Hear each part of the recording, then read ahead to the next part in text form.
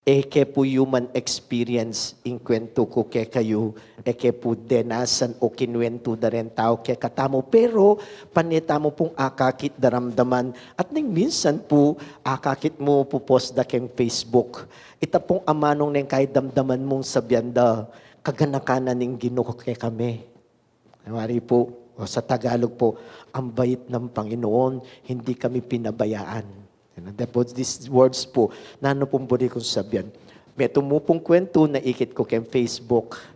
May aksidentiya po yung buo ng pamilya.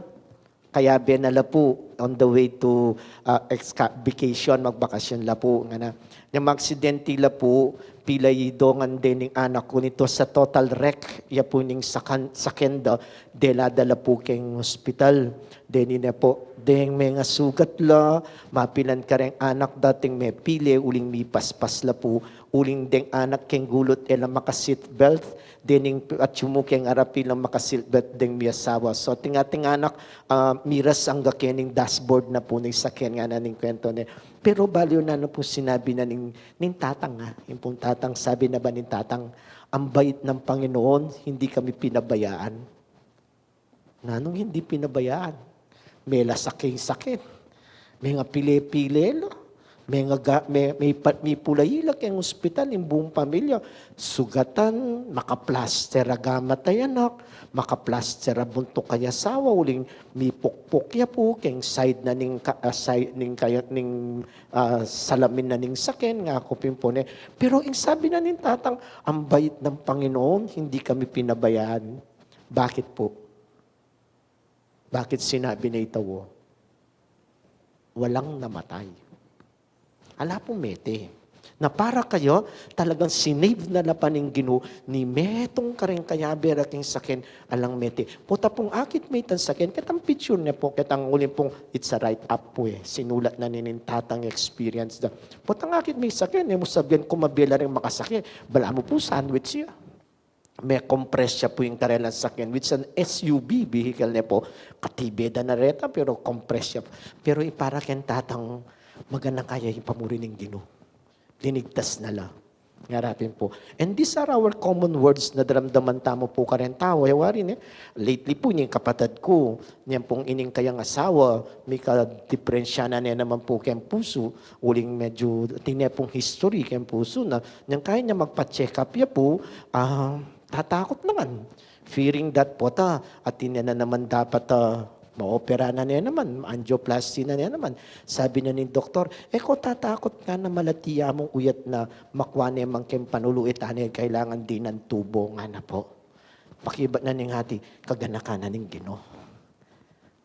Pero may gasos na po hospital. Pero, magana kayang Ginoo.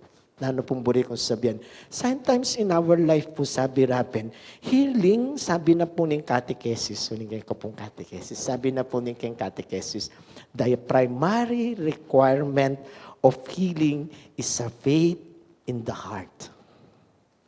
Not in the mind, in the heart. Bakit po faith in the heart? Kasi po, we can easily say, I believe in God. It may be lip service. It is in the mind. I know there is one God. I know I believe in the God, nga napin po. But there is difference po kanon the faith in the heart.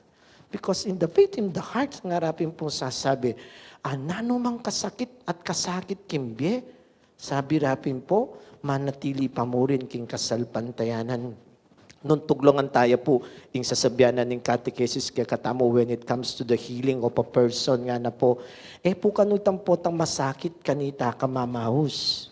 That is not, nga napin po, itang faith mo kanita is only when you need God in a painful situation nga napin that you start calling on God. Aliyarin po kanu, faith itang nano ka rin nga napin sasabi, ano no ka rin po tang dinanas ka masakit king kay kambye, magwala ka. At mawawala ka.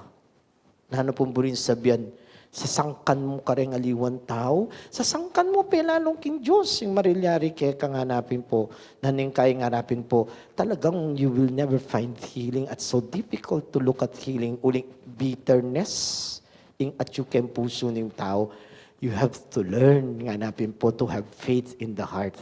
Inipin akakita mo kayong gospel. Nepo kakaba. Terus adwala pong kwento na ning healing. First healing was a father asking for the healing para king kayang anak, a babae nga na po. Second, imeto nga babaeng ating hemorrhage. Bunsabyan, dadayaya po. Tutok ng dadaya, ang harapin po sasabi. Kalambat na narugong magpakaya pa ng marilyari kaya. Nano pong sabi ng Jesus, kitang babae, sabi na, pepakayapa na kaning kasalpantayanan mo. It is faith of the heart.